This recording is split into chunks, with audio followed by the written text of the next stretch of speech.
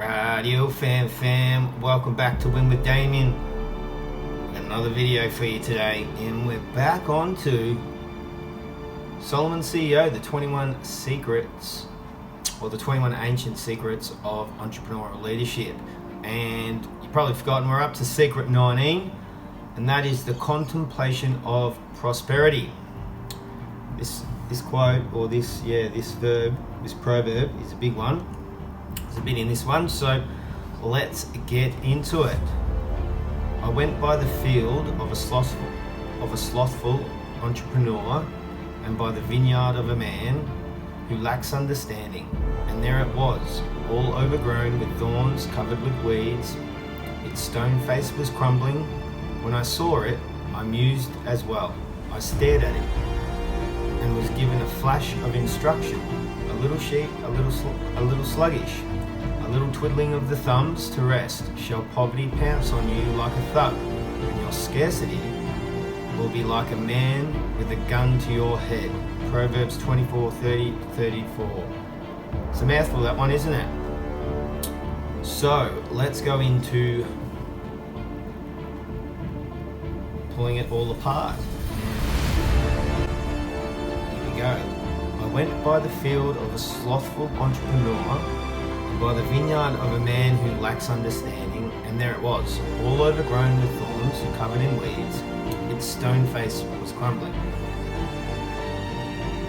So there's such a thing as an entrepreneur, and generally out there when we think of an entrepreneur, they have that little bit more, they're a go-getter.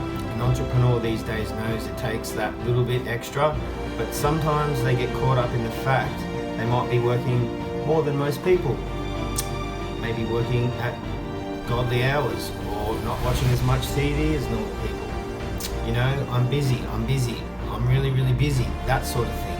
And in some way, in a sense, I get the interpretation that they have this inner sense to be able to say that. I'm an entrepreneur and I work hard, this and that. However, Solomon does not buy into that one bit. I went by the field of a slothful entrepreneur, and by the vineyard of a man who lacks understanding, and there it was, all overgrown with thorns, covered with weeds. Its stone face was crumbling. So here we have an entrepreneur that's a little lost. Solomon walks past and he sees the wall crumbling. So he thinks about it and he ponders over this, and he goes, I stared at it, and I was given a flash of instruction, divine revelation, when contemplating a situation in the most biblical sense. We are to gain inspiration from the written word. The written word gives us guidance that we can look at the physical realities of the creation, we can dwell on them, and we can receive divine wisdom from it. You can receive a certain sense of divine through the divine spark, and that's what happened to Solomon here. A little sheep, a little sluggishness, a little twiddling of the thumbs to rest. Shall poverty pounce on you like a thug, and your scarcity will be like a man with a gun to your head. The idea, let's think of the gang member startling you, alright? And the reason why startles you is because you're sitting there and you just, you're twiddling your thumbs, alright? And your scarcity will be like a man with a gun to your head. So the idea of a gun to your head is not a slow process. Usually someone startles you, puts a gun to your head, and all of a sudden you're at their mercy. Bang, done like that. Solomon, he goes past the field, he goes past the business. This is the asset. The field is the income generator. The vineyard produces the grapes that are the wealth. It's not the money, it is the wealth.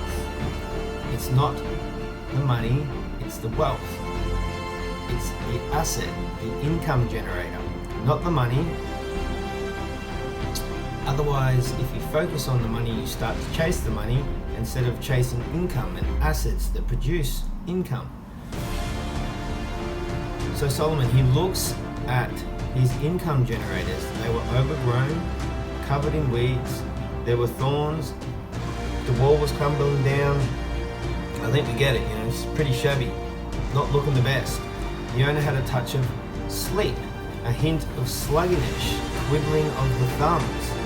Then all of a sudden poverty takes over, your life holds you hostage, and you are sunk from just a little sleep, a little sluggishness, from just some twiddly tiny things. What happens when the first thorn grew? Why did you not pick the sucker off? Why didn't you get rid of it then? Why did you not have the kid pick it, or your children? Why did you not have the servant pick it? Why didn't he pick the thorn?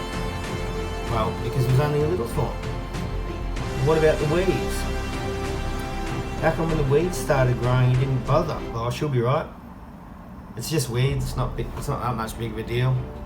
You pick it so it comes up again. Oh well, that's what he says to himself. There's no point. Pick it, pops back up.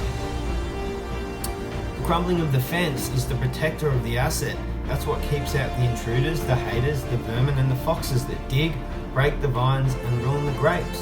That ruins the whole show. But it's expensive to put up a fence. It's expensive to maintain. Oh, it's just a little spot. And pretty soon now that's the key. That little spot, that little crack appears. Things of neglecting his business. Over and over, we have a compounding effect, compounding interest. The next thing you know, there is a gun to his head and he is hostage to scarcity. The contemplation of prosperity is order in his cleanliness. It's immediate action. So if there are weeds that pop up, you get to them straight away, fam. Get out the old weed kill, bang, nuke it.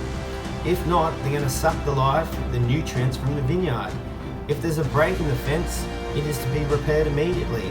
Or the fox and vermin get in, they ruin the vines, they ruin the grapes, they ruin the crop, that destroys the asset. So guys, I want you to think in your business, what are the weeds? What is the chaos? If I walked to your place of work, your area in which you do the work, your office, your creative space, would I pass go and go, here is a place of order? You come into my zone, you see the order. I fight for that order. I'm protecting that precious wealth. I want you guys to start contemplating the idea of what prosperity would you like in your business. Where is your filth? Clean it. Your wealth is in that. So that is all about Secret 19, the contemplation of prosperity. Appreciate you guys for tuning in again. I will follow up with the rest of the secrets. We've only got 2 more to go. And that's all 21 secrets. Happy days. See you tomorrow.